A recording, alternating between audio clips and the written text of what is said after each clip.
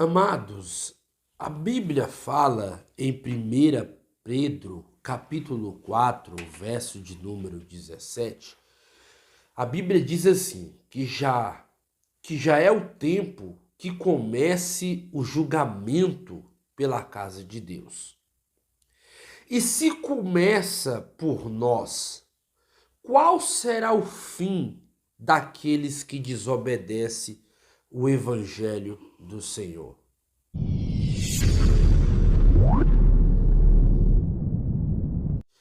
Salve, amada igreja, com a paz do Senhor Jesus Cristo. Amados e queridos irmãos, vamos começar hoje mais uma aula abençoada para para o meu entendimento. Vamos estudar, estamos na lição de número 4, sei que você está me acompanhando aí, a lição de número 4, né? Essa é a lição 4 desse trimestre de 2022, tá? Essa é a lição de número 4, que está falando sobre a justiça divina e a preparação do povo de Deus para os últimos dias, o livro de Ezequiel. Hoje é a lição 2, tá? Hoje é a lição 2, é um assunto muito importante, muito palpitante, né? Hoje é essa aqui, ó, o tema é esse aí que você está vendo aí, ó, tá próximo aí e vai estar aparecendo na tela também aí. Hoje é a lição de número 2, que fala assim: vem o fim. Essa lição, como de costume eu falo a vocês, ela vai ao ar no dia 9 de outubro de 2022, que é esse domingo que vem agora. Então, desde já, abra aí a sua Bíblia comigo. Se você tiver um lápis, uma caneta, uma borracha, um caderno, deixe sobre a sua mesa, deixe sobre o seu criado mudo, para que nós possamos aqui, você que está me assistindo, tomar referências, tomar aqui uns posicionamentos a respeito do que hoje vai ser instruído, do que vai ser ensinado, e creio que vai agregar muito, né? Essa lição, como eu já falei na lição anterior, na lição 1, ela é uma lição escatológica, né? O livro de Ezequiel é um livro bastante escatológico e tem muito simbolismo. Hoje vamos falar de algo mais fundamental, né? Algo propriamente dito sobre a profecia, né? A profecia no caráter, o caráter da profecia do Antigo Testamento e a profecia no Novo Testamento, e de que forma que Ezequiel ele faz aquilo que ele foi direcionado, né? Sobre a Babilônia, sobre o rio, sobre ali aonde ele morava em Tel Abib, próximo ao rio Quebar. Então nós vamos analisar esses fatos aqui de forma que o profeta, como atalaia de Deus, pode ver que eu falei também na lição passada, se você estiver me acompanhando, na lição passada, na lição 1, eu expliquei ali sobre o que é o atalaia e sobre por que ele é chamado de filho do homem. Então volte lá e assiste a lição 1 para que você venha interpretar essas alegorias juntamente com o que o texto se refere. Agora, hoje, abra aí a sua Bíblia em Ezequiel capítulo 7, que é o texto que nós tomamos por base, não só eu, mas o professor e o autor que escreveu essa lição. Ele toma aqui a lição 2, né, o fim vem, e ele toma por base o texto de Ezequiel, capítulo 7, que é o texto hoje que nós vamos aqui falar um pouco sobre esse assunto de forma do que está proposto no seu livro. E dessa forma eu vou trazer mais uma praticidade, porém é um livro que nem eu falei aí agora, é um livro escatológico que tem suas denominâncias. Eu quero aqui pedir a você que está me assistindo, que está me acompanhando, a você que gosta dos meus vídeos, eu quero agradecer a Deus pela sua vida, né? Eu sei que são muitas pessoas que me assistem, né? Porém, tem algumas que ainda é inscrita, e assim eu agradeço desde já, por você me acompanhar, por você dar crédito a todo esse enredo aqui, né? A qual eu estudo para trazer um conteúdo abençoador. E a você que me assiste, talvez você não é inscrito, ajude o canal a prosperar, a levar esse conteúdo, porque a obra missionária, é que nem eu falo, né? Nós estamos num processo aonde a internet ela agrega muito, né, para que nós possamos levar conhecimento. Mas nada do que a gente produz, se a gente não estudar, se a gente não aplicar a nossa vida, se a gente não se dedicar, a gente não consegue produzir um conteúdo com qualidade. Porque se você vai para uma faculdade ou para um curso de teologia, você vai pagar para você aprender. Você vai sentar lá, você vai ter que ouvir, você vai ter que ler, você vai ter que estar cumprindo ali os dias da matrícula, a hora para você estar naquela sala de aula. Agora, você assistindo aqui, você vai aprender, de certa forma, o que eu aprendi lá no curso de teologia. Porém, você vai aprender aqui de forma mais didática, né? Como eu sempre falo, a lição ela é prática. Aqui eu não trago muito coisas teológicas, a não ser quando é necessário. Porém, tem lições aqui que é bem prática, então eu tento aqui trazer o contexto, o texto, explicando, explanando, dando a você conhecimento que talvez você levaria 10, 15 anos para aprender. Então eu tento resumir aqui de uma forma prática que você venha entender e venha colocar na sua vida, tanto na sua pregação, tanto no seu ministério, né? Seja ele qual for o que você exerce dentro da sua congregação. Então assim eu trago coisas práticas, por isso que eu peço aí a sua ajuda, você que me assiste, você que colabora com o meu trabalho, se você puder compartilhar com familiar, com amigo, nos grupos que você estiver, já é o suficiente, porque você está me ajudando a ganhar alma, você está me ajudando a levar essa mensagem, né, levar conhecimento e abrir os olhos daqueles que talvez não conseguem enxergar, não conseguem entender. Então eu peço a sua ajuda, me ajude compartilhando com mais alguém. E, e assim a gente iremos fazer a obra juntos. Então, desde já eu quero pedir a você também, que você que me assiste, se você pode contribuir com esse trabalho, com alguma quantia, com qualquer valor, se você pode contribuir com essa obra, não deixe de semear nesse ministério. É como eu falei, eu tô melhorando cada vez mais aqui o conteúdo, tô melhorando cada vez mais aqui as aulas, as gravações, mas isso também requer que tenha um material de qualidade, né? Isso requer que tenha materiais profissionais, como câmera, como microfone, como entre isso e outras coisas, para que o conteúdo seja um conteúdo palpável, um conteúdo mais gracioso. Claro que aqui o conteúdo eu creio que você já tem gostado, já tem se dedicado, tem me acompanhado, isso já é o bastante. Mas eu peço a sua ajuda num termo financeiro para me comprar uma câmera para gravação. E se você puder ajudar, na descrição desse canal, se você ir aqui na descrição desse lado onde está o nome, inscreva-se no canal, na descrição tá lá,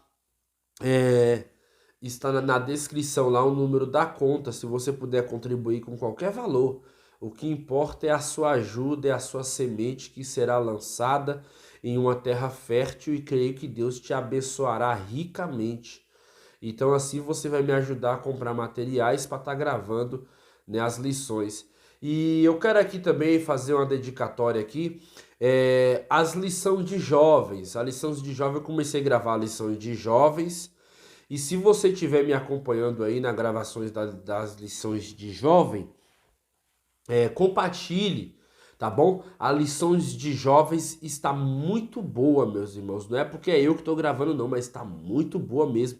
Tá falando de um tema que tá escasso, né? Esse tema tá escasso, Falar sobre liderança hoje em dia é a mesma coisa de você estar no mato sem cachorro, como diz o ditado, né?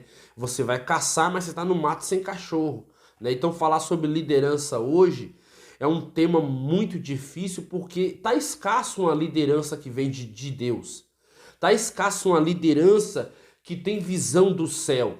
Então, hoje em dia, se nós for ver aí, falar de liderança hoje, muitas vezes requer sabedoria daquele que vai apresentar esse assunto e principalmente, né, falar com propriedade, porque às vezes você olhar para a situação de hoje, muitos falam de liderança, mas não sabem nem o que é liderança. Então, assiste lá a Lição Jovens, tá? Assiste a Lição Jovens, acompanha lá o que é o tema liderança, tá bom? Vamos correr aqui, que eu não quero tomar muito tempo. O texto áureo de hoje, o texto áureo tá lá em Ezequiel, capítulo 7, verso 2, que diz assim: E tu, filho do homem, assim diz o Senhor Jeová acerca da terra de Israel, vem o fim vem sobre os quatro cantos da terra. A verdade prática é muito forte, meus irmãos, a verdade prática. O atalaia de Deus soa o alarme do iminente perigo e anuncia que o inevitável juízo divino se aproxima. Vamos correr aqui para a leitura bíblica em classe, né? Como de costume, tá? Eu sempre mostro a vocês a leitura bíblica em classe. Vamos correr aqui. A leitura bíblica em classe está do capítulo 7 de Ezequiel, como eu já falei, do 1 ao 10. Depois veio a palavra do Senhor a mim dizendo: E tu, ó filho do homem, assim diz o Senhor Jeová, acerca da terra de Israel, vem o fim vem sobre os quatro cantos da terra. Agora vem o fim sobre ti, porque enviarei sobre ti a minha ira, e te julgarei conforme os teus caminhos, e trarei sobre ti todas as tuas abominações, e não te poupará o meu olho, nem terei piedade de ti, mas porei sobre ti os teus caminhos, e as tuas abominações estarão no meio de ti, e sabereis que eu sou o Senhor. Assim diz o Senhor Jeová: eis que um só mal vem o fim vem, despertou-se contra ti, e eis que vem a tua sentença, o habitante da terra, vem o tempo chegado, e o dia da turbação, e não da alegria sobre os montes. Agora depressa derramarei o meu furor sobre ti, e cumprireis a minha ira contra ti, e te julgarei conforme os teus caminhos, e porei sobre ti todas as tuas abominações, e não te poupará o meu olho, nem terei piedade conforme os teus caminhos.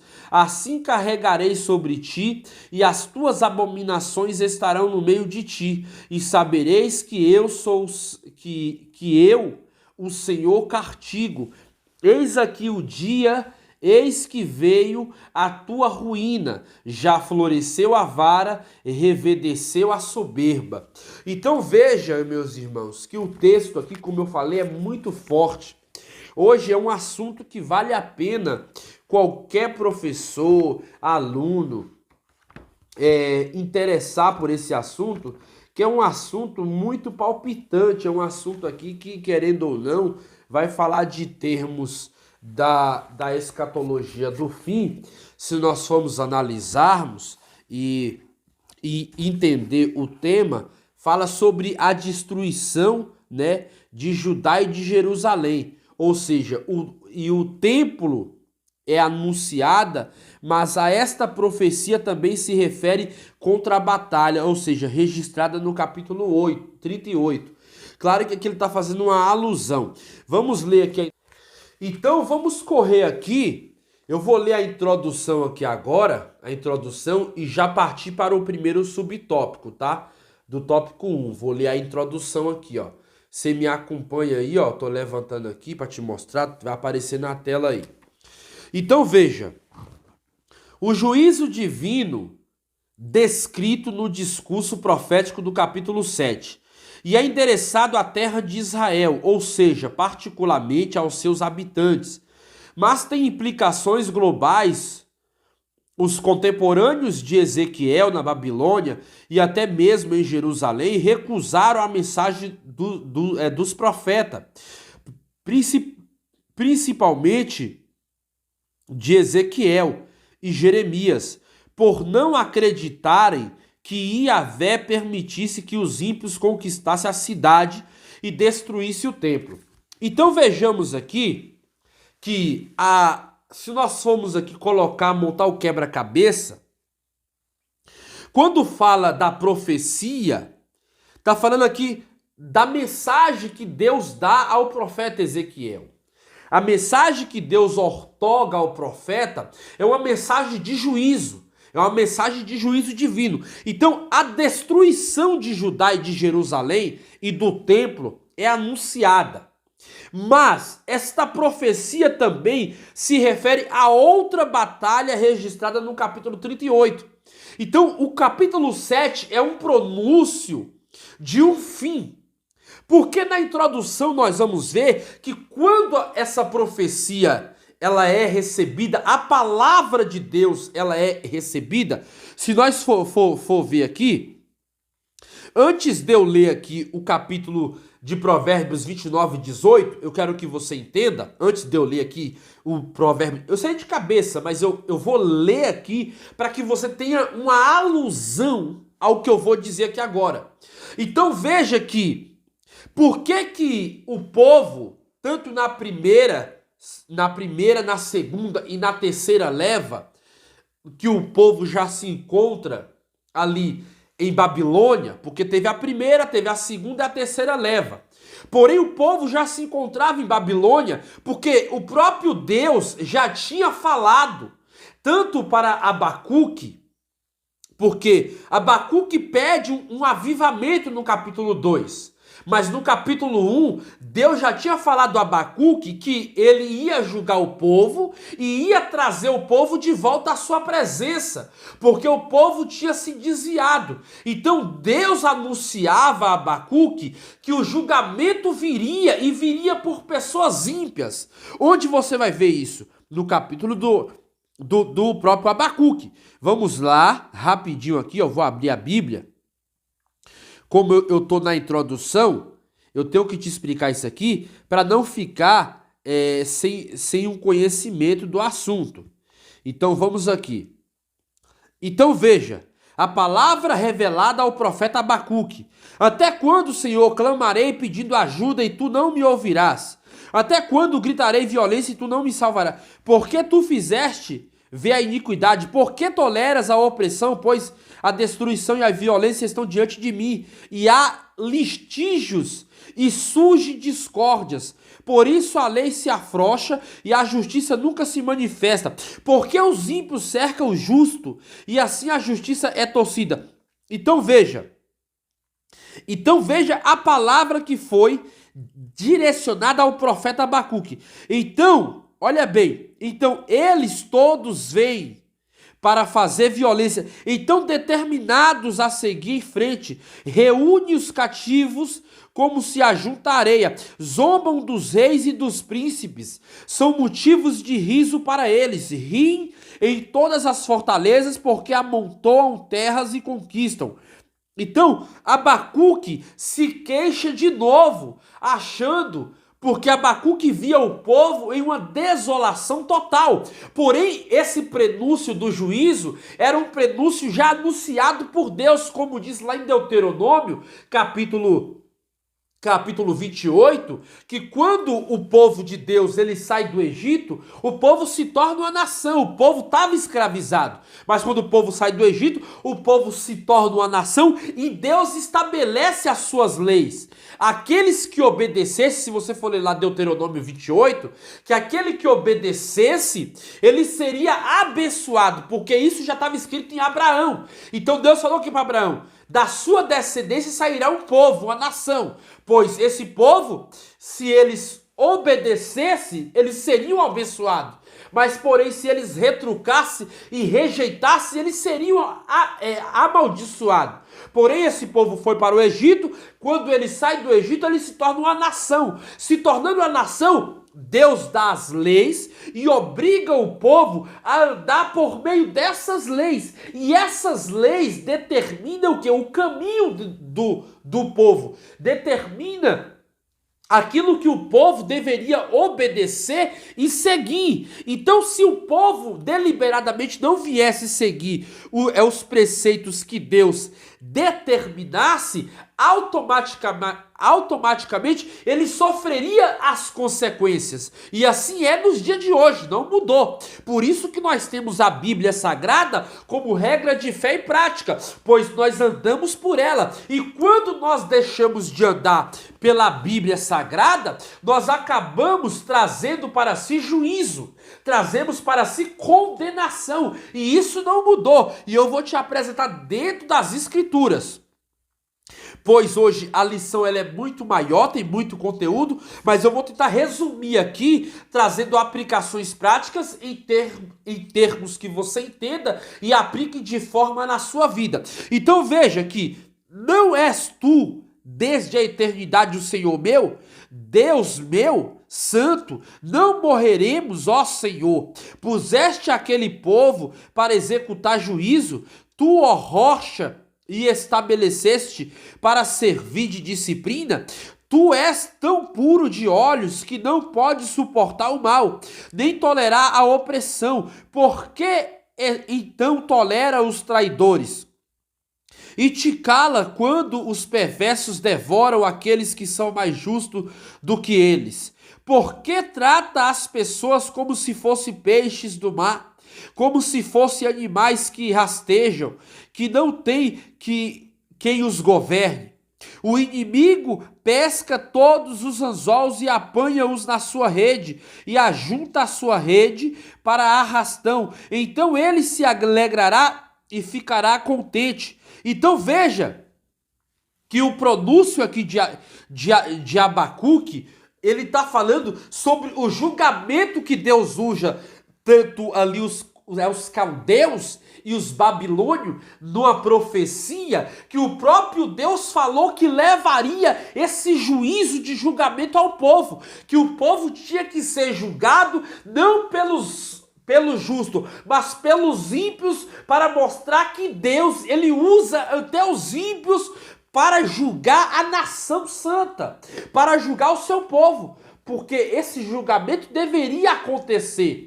Então, Abacuque no capítulo 2, ele tem aqui algo mais sublime, que ele fala assim: estarei na minha torre de vigilância e ficarei na fortaleza e vigiarei para ver o que Deus me dirá e o que resposta eu terei à minha queixa.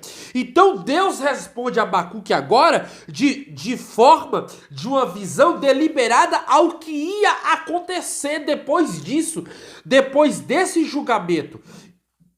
Então veja, o Senhor respondeu e disse: escreva a visão e torne-a bem legível sobre tábuas, para que possa ser lida até por quem passa correndo, porque a visão ainda está para se cumprir no tempo determinado. Ela se apressa para o fim e não falhará, mesmo que pareça demorar.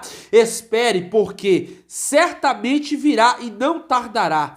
Então, depois disso vai vir o prenúncio que Deus fala, né? Que é o que o próprio Abacuque ele entende e ele pede a Deus de forma que Deus haja na circunstância do povo.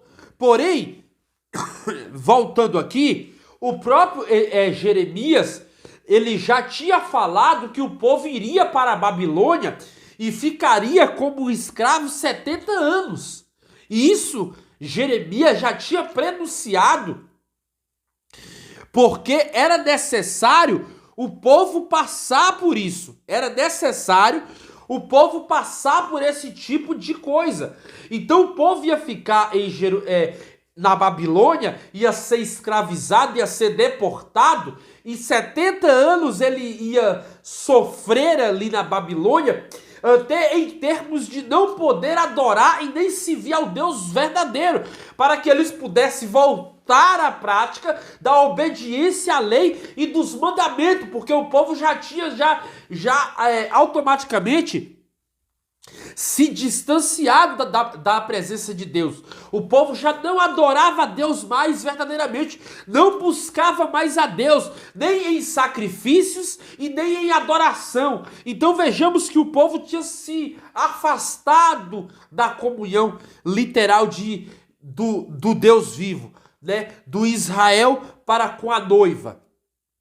Então, para com o noivo. Então vejamos aqui que no tópico aqui, onde eu vou ler agora, que é o subtópico 1, vê aí, tá apresentando aí na tela. Então veja, introdução, versículo de número 1 a 2. Ezequiel introduz a profecia com a fórmula usual dos profetas de Israel. Veio a palavra do Senhor a mim. A chancela de autoridade divina, assim diz o Senhor Jeová, é a marca registrada dos profetas de Yahvé. Isso mostra que Deus é a fonte da profecia. Segundo Pedro 1, 20, 21, era uma comunicação divina inconfundível, diferente da natureza da atividade profética inicial que ocorria por meio de visões. Essa fórmula verbal de revelação indicava ser a mensagem recebida de forma externa, direta e audível. Então veja que, é como eu abri aqui o texto agora, que eu vou ler, veja que Provérbios 29, 18 fala assim, ó. Onde não há profecia, o povo se corrompe, mas o que guarda a lei, esse é bem-aventurado. Quando não há profecia, o povo se desvia. Se não tiver a profecia, o povo vai se desviar. O que é a profecia? No Velho Testamento, a profecia é um ministério. No Antigo Testamento, a profecia é um ministério. Já no Novo, a profecia é um dom. Então, a profecia sendo no Antigo Testamento é um ministério, qual é a chancela? A chancela é que o profeta recebe de Deus e transmite ao povo. Porém, o que ele está transmitindo aqui é a profecia, é a revelação de Deus inspirada, injetada e falada diretamente com o povo. É um tipo é um tipo de Deus alertar o povo por meio daquilo que ele está falando que o povo precisa fazer. Ou faz, ou a condenação vai vir. Ou faz, ou muda, ou vocês vão acabar sofrendo maiores consequências. Então veja que a chancela do profeta, que no Antigo Testamento significa o quê? Vai falar sobre o oráculo. O oráculo é o quê? É as expressões futuras. Quando fala de oráculo, tá se referindo ao que seria predito pelo profeta. Então, o oráculo no Antigo Testamento é usado em dois casos. Se nós formos ver lá em 2 Samuel 16, 23, a palavra indica o lugar mais sagrado do templo, que vai se referir o quê? A profecia. A profecias futuras que iriam acontecer. Então, o oráculo quer dizer, no substantivo masculino, significa o quê? Uma previsão do futuro. O oráculo seria aquilo que ia acontecer. O oráculo quer dizer aquilo que Deus estava falando ao profeta para ele transmitir ao povo, e se o povo não viesse se arrepender e se colocar como Deus queria, ia acontecer aquilo. Então, como eu falei lá em Deuteronômio 28, lá que fala que se você obedecesse, comereis o bem dessa terra, teria a prosperidade, isso estava deliberado a toda a nação, a todo o povo. Porém, aquele que não obedecesse esse prenúncio da lei de Deuteronômio 28, quem não obedecesse, todas as pragas, todas as as restrições que estariam sobre a lei sobreviria sobre a nação de Israel, pois a nação de Israel tinha perdido o contato com Deus, porque eles tinham contato com Deus por meio da lei, do sacrifício, da obediência, mas eles perderam esse contato com Deus e através disso eles automaticamente viveram escravizados. Por quê? Porque eles começaram a adorar outros deuses e a apostasia predominante cresceu no meio do povo de Israel. Então isso que ninguém fala, eu estou falando aqui abertamente porque eu estudei muito esse Antigo Testamento e se você for ver, o povo estava pecando mais porque tinha perdido o quê? O contato com Deus, o contato da sua palavra, da sua profecia. Então Deus levanta tanto outros profetas como menores, que nós conhecemos como Abacuque, Ageu, Zacarias, entre outros, para fazer esse pronúncio de julgamento e de salvação, para que o povo saísse daquilo que eles estavam escravizados. Porque antes do povo ir para a Babilônia, o povo já estava escravizado, pois o povo não obedecia à palavra de Deus, à lei divina, mas isso resultou o quê? Em desgraça, resultou em ruína. Por quê? Por que resultou em ruína? Porque a própria lei fala que quando nós sabemos que há uma lei da retribuição, e essa lei da retribuição lá em Gálatas 7 fala que tudo que o homem semeia, isso ele colhe, ou seja, se ele semeia na sua carne, ele vai colher na sua carne, mas se ele semeia na vida, ele vai colher a vida. Então essa lei da retribuição também é revigorada para a igreja hoje. Então esse pronúncio do Antigo Testamento serve também para a igreja hoje. Por que quando Deus levanta lá João em Apocalipse, mostrando o que vai determinar, o que vai acontecer, e quando Deus traz juízo sobre a igreja, que ele há de julgar a cada um, como eu li aqui em 1 Pedro, capítulo 4, verso 17, que o juízo começa pela casa de Deus, e se começa por nós, qual será o fim daqueles que desobedecem o evangelho, ou seja, que desobedecem a palavra? É porque o povo não obedecia mais à vontade de Deus, ou seja, se apostatou, se idolatrou, caiu no comodismo de não querer mais viver o que? A vontade divina. Então vamos aqui para o subtópico 2, porque tem muito assunto, não vai dar para falar tudo assim rápido, e eu não quero perder muito tempo nisso aqui, eu quero falar muito mais. Então o segundo ponto, a extensão, versículo 2, a expressão hebraica Adama e Israel, para a terra de Israel, o versículo 2 aparece 17 vezes no livro de Ezequiel e em nenhum outro lugar do Antigo Testamento. Isso indica a ira divina sobre o povo de Israel no seu próprio território. Mas ninguém deve restringir esse castigo somente a Jerusalém, pois ele tem também um caráter cósmico, portanto extensivo a outros lugares. Isso fica claro pelo uso da expressão escatológica, o fim vem, sobre os quatro cantos da terra, que aparece na Bíblia para se referir a toda a terra, Isaías 11:12, Apocalipse 7:1. Então, no caso, se nós for ver aqui o termo da profecia, que no grego quer dizer propeteia, ou no latim, que vai dizer propetia, que a profecia bíblica não é somente uma predição. Se nós for ver aqui, acima de tudo, a revelação do conhecimento dos desígnios de Deus e da sua vontade que é endereçada ao povo. Então, três aspectos objetivos básicos que manifestam o quê? Os fatos concernentes à profecia. Ou seja, Deus e as suas relações com a humanidade. 2. Declara os decretos de Deus no momento de crise espiritual, visando preservar a aliança e os concertos a qual Deus predetermina ao seu povo. E o terceiro, manter a esperança no Criador e eterno, ou seja, na comunidade dos fiéis quanto ao futuro e à intervenção divina na história da humanidade, ou seja, o externo estabelecendo o conserto com o seu povo, trazendo ali o seu povo de volta para a sua presença.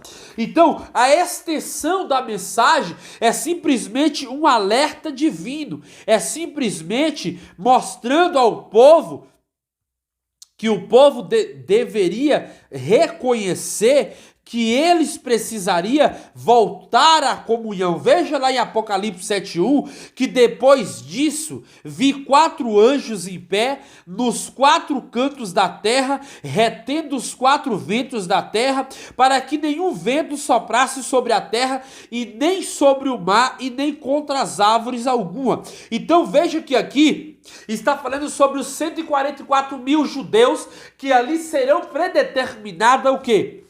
O prenúncio de Deus sobre a face da terra.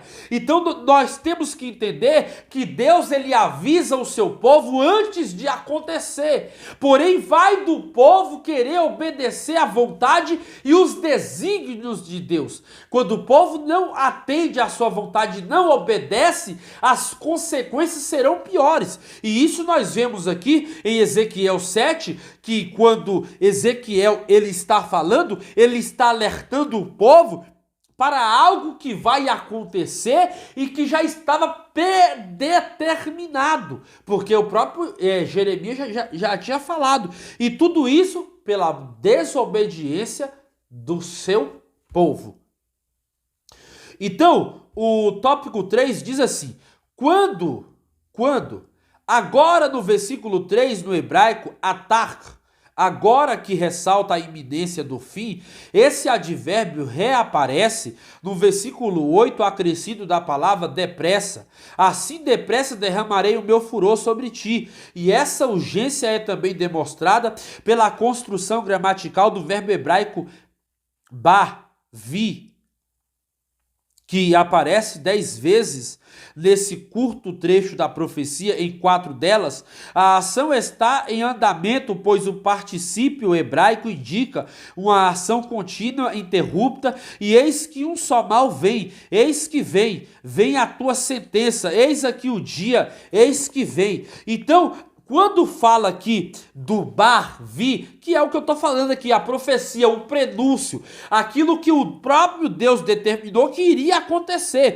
O versículo 6 nós lemos aqui, o fim chegará, o fim está chegando e desperta-se contra ti, eis que está à porta, ou seja, os frutos da arrogância de uma nação, a destruição da cidade está determinada, por causa das suas abominações. Ezequiel teve as visões da circunstância da cidade tendo sido levada até em espírito, a atuação dos falsos profetas. Deus compara a destruição do templo de Jerusalém e a devastação do templo de Moisés em Siló, que ficou abandonado, e de Salomão será igualmente devastado. Jeremias 7, 8, 11, que eis que confiais em palavras mentirosas, que não vos trazem nenhum proveito, então roubareis, matareis, fornicareis, jurareis em falsos, e queimareis incenso a Baal, e andareis após outros deuses aos quais não conhece,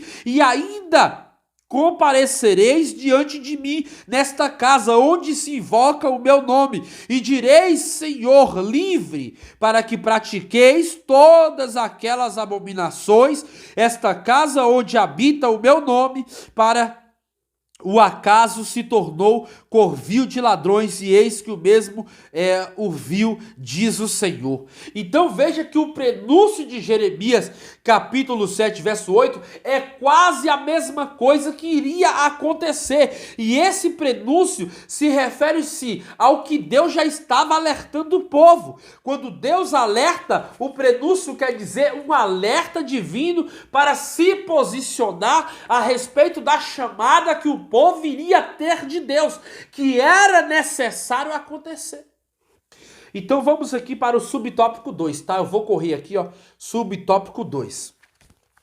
O subtópico 2 diz assim, sobre o fim, o sentido, o verso 2, parte B. e o versículo 3, parte A. A palavra fim no hebraico, ketz, fim, destruição, ruína, morte, condenação. Ou ketz, que é a palavra hebraica, né? Ketz, que é o fim. Trata-se de um substantivo usado em contexto de julgamento, que aparece 5 vezes no versículo 2 e 3 e 6.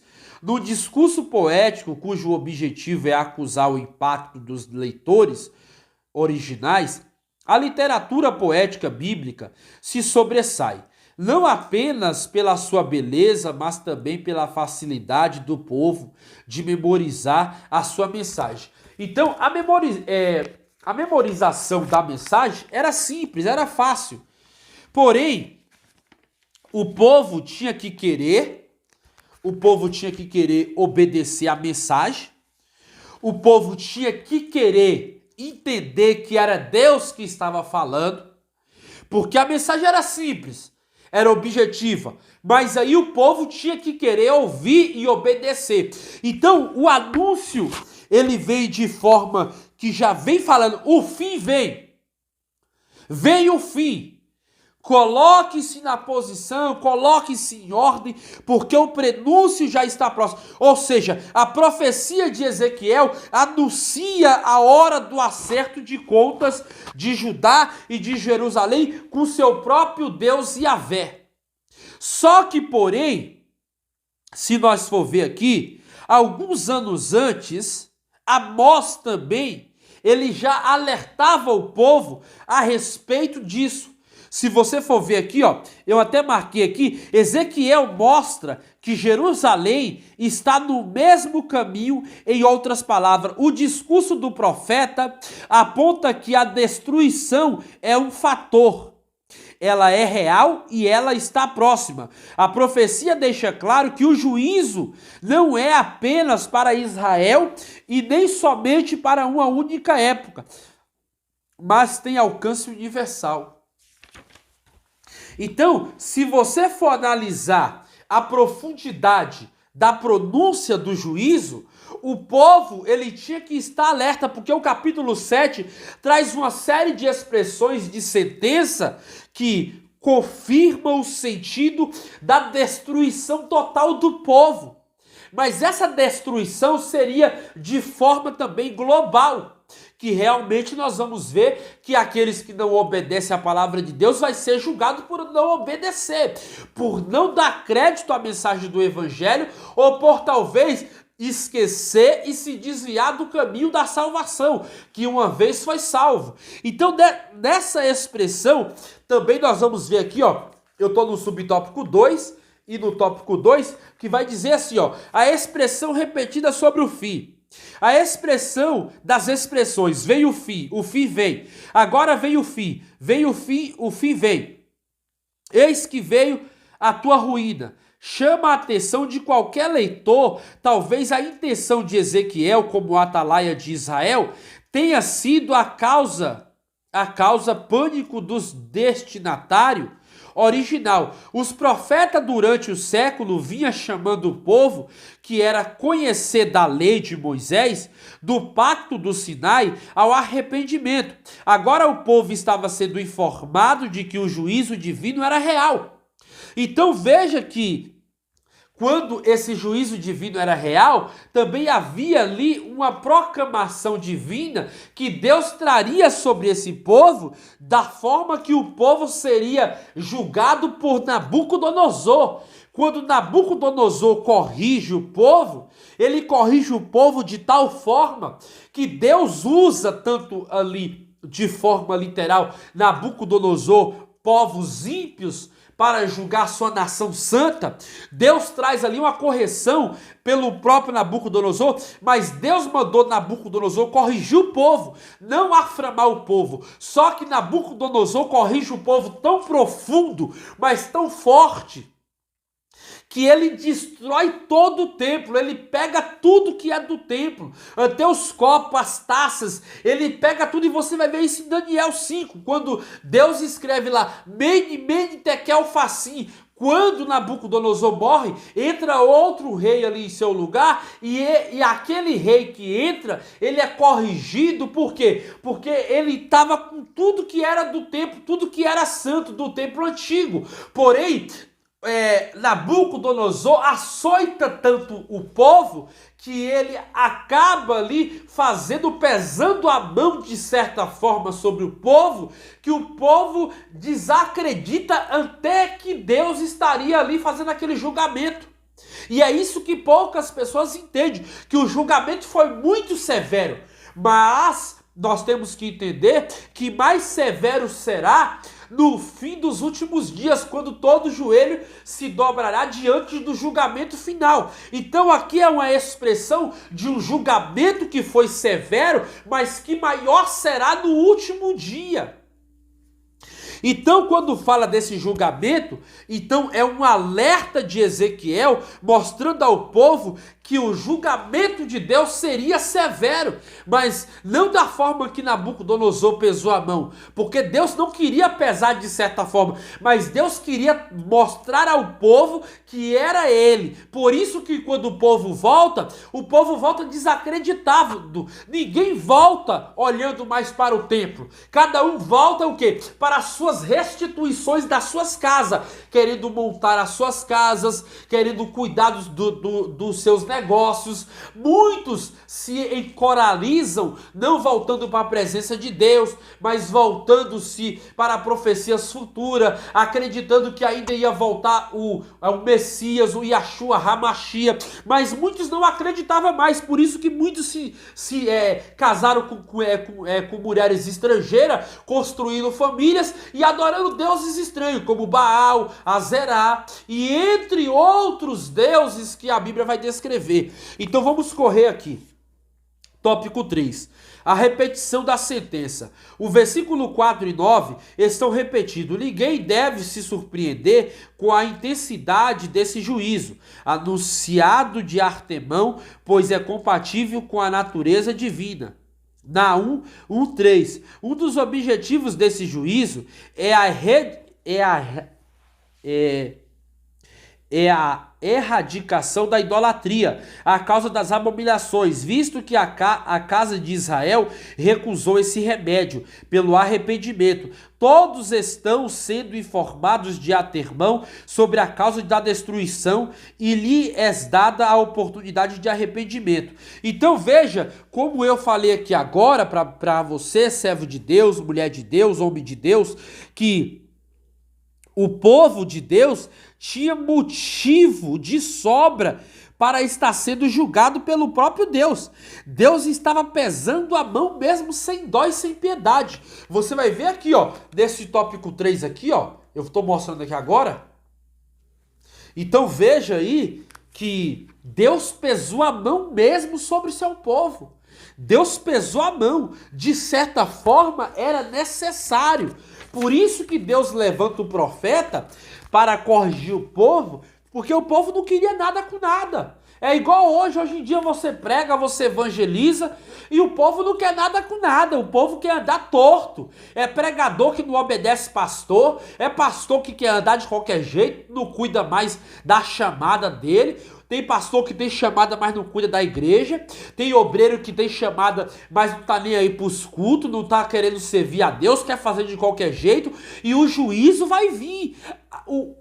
O juízo vem ainda nesses dias atuais. Deus ainda cobra o seu povo. Deus ainda traz ainda o povo a uma realidade, a um peso que o povo venha sofrer as consequências. E isso é bíblico, irmãos.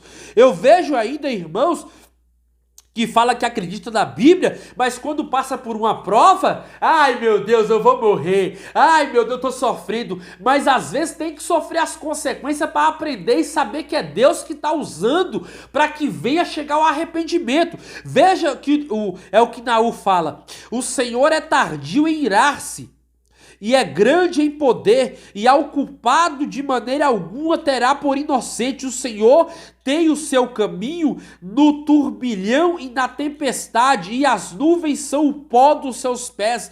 Então veja que o culpado ele não tem por inocente. O culpado é culpado, a sentença vai vir, o julgamento vai acontecer. Então isso estava predito nas profecias, como eu falei. E a profecia, ela é, como no Antigo Testamento a profecia ela era um ministério, ela era falada pela palavra. A palavra direcionava o povo. E hoje em dia a palavra direciona a minha e a sua vida. Se você quer andar certo, você vai andar por meio da palavra. Se você não quer andar certo, irmão, você vai viver sem a palavra. Então vamos aqui para o subtópico 3, tá? Vamos correr aqui, ó. O subtópico 3. Já floresceu a vara. Ezequiel faz uma analogia botânica, uma metafórica, que se perdeu o tempo, a palavra profética anuncia, veio a tua ruína. Já floresceu a vara e revedeceu a soberba. O que essas palavras significam? Há diversas interpretações que não cabem nesse comentário, mas dentre as 3 disciplinas, as mais aceitáveis é que considera essa vara como o rei Nabucodonosor, assim como o rei da Assíria foi o chicote de Deus para açoitar Samaria, os filhos de Israel do reino norte. Da mesma forma, Yahvé usou o rei babilônico Nabucodonosor como Azorrague para chicotear Jerusalém e Judá, que é o que eu acabei de falar aqui. Então, Deus levanta um povo ímpio para julgar o povo santo. Assim hoje é a mesma coisa. Você vê aí que há um tipo de esquerda e direita. Nós sabemos o que é certo. Mas tem pessoas que vai correr para o lado errado. E às vezes tem que acontecer coisas de um julgamento severo para que o povo volte para Deus, para que o povo venha ter tempo de bonança. Às vezes o povo, quando ele se acostuma no comodismo, ele não sai do comodismo. Quer viver sempre no comodismo e achar que está tudo certo. Então Deus traz um julgamento severo. E o julgamento de Deus foi de forma que o povo viesse a ter consciência verdadeiramente do que realmente iria acontecer. Então, esse julgamento que Deus traz aqui, irmãos, não é um julgamento qualquer. É um julgamento de forma que estava já prescrito na sua palavra. Ou seja, o julgamento que serão submetidas as nações quanto ao tratamento que dispensarão a igreja de Israel. Ou seja, se nós for ver, há vários tipos de julgamento na Bíblia. Mas esse julgamento aqui que Deus está trazendo aqui, que já floresceu a vara, é um julgamento de Israel para que Israel viesse depressa voltar aos caminhos da palavra e da lei do próprio Deus. Ou seja, da verdadeira profecia. Porque no Antigo Testamento, como eu falei aqui em Provérbios 29, capítulo 29, versículo de número 18, sem profecia o povo se corrompe, ou seja, sem a palavra o povo se corrompe. A mesma coisa é hoje, sem a palavra o povo vai se esvaziar e vai se desviar mesmo. Veja o que o profeta fala aqui, ó.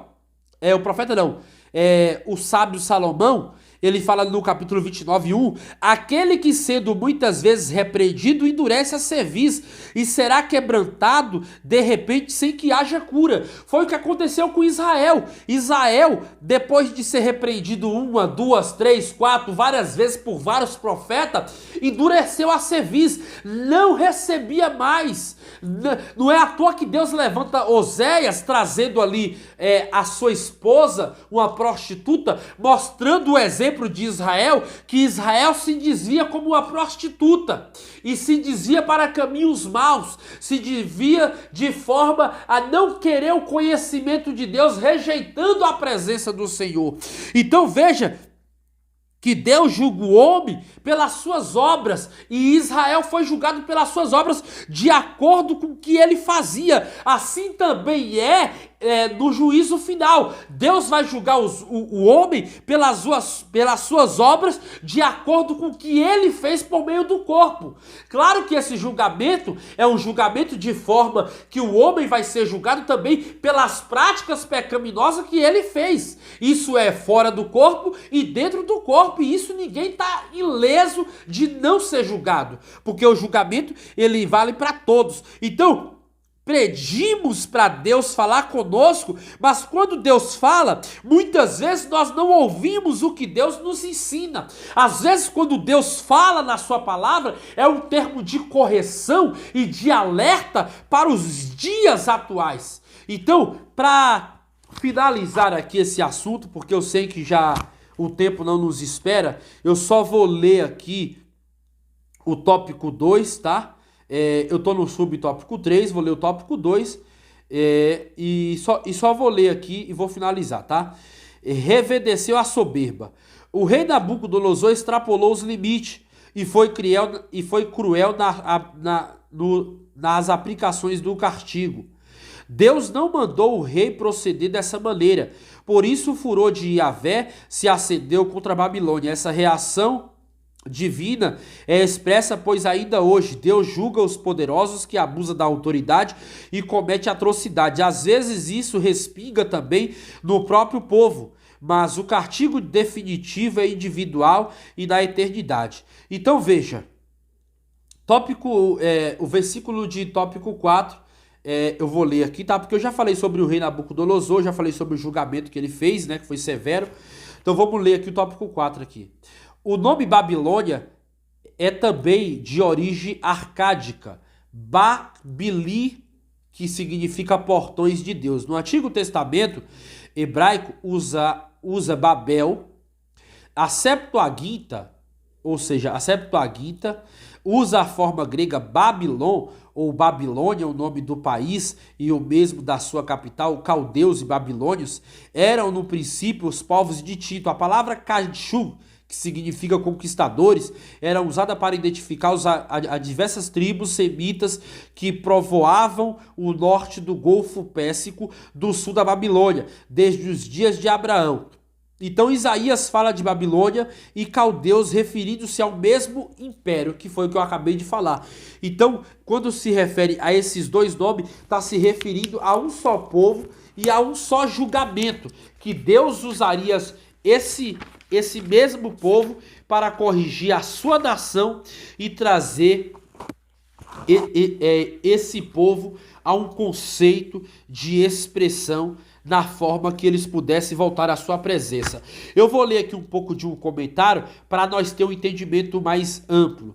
Então, a localização geográfica de Babilônia na Mesopotâmia, entre os rios Tigres e Eufrates, no atual Iraque, a cidade veio a ser o centro irradiador da idolatria para outros povos. As babilônias adoravam, os babilônios adoravam diversos deuses que eram personificações da natureza, como sim o deus Sol, Diu e Arã, Isha, a deusa do amor e da guerra, e Eli, o deus do vento e da terra, e Bel era o nome de outras divindades do arcádico Belo, Senhor, equivalente a Baal, deus dos cananeus. Com o tempo, Bel veio a ser identificado como Marduk ou Merodach, que era o deus mais adorado na Babilônia, né, meus irmãos? O patrono da cidade de Babilônia, que se tornou o deus principal do panteão babilônico, os versículos 12 e 13 descreve o cenário da devastação depois do julgamento divino, conforme anunciado nesses oráculos. Que oráculo aqui eu já expliquei. Então, assim, para que você entenda e capite, né, como diz o ditado, nós temos que entender uma coisa. A profecia, ela teve uma direção. O sentido da profecia nunca é matar o povo, mas é trazer o povo de volta ao caminho que não deveria ter saído. Então a profecia, ela sendo lançada, ela tem que produzir aquilo que foi falado. Como diz lá a palavra lá em Hebreus capítulo 4, verso 12, que a Bíblia vai dizer assim que a palavra ela é mais penetrante do que a espada de dois gumes. É apta para discernir os pensamentos e intenções do coração. Então, quando Deus lança a palavra para produzir aquilo que qual foi enviado. Então, quando a pessoa distingue de perder a comunhão, a visão do céu, ela acaba se desviando daquilo que foi proposto e direcionado a ela como fim da vontade de Deus. Amém? Deus abençoe sua vida, fique na paz do Senhor, ore por mim, né, para que eu continue produzindo conteúdos elaborados, conteúdos mais graciosos, para que te ajude na sua caminhada com Deus. Deus abençoe, fique na paz do Senhor Jesus Cristo. Deus abençoe.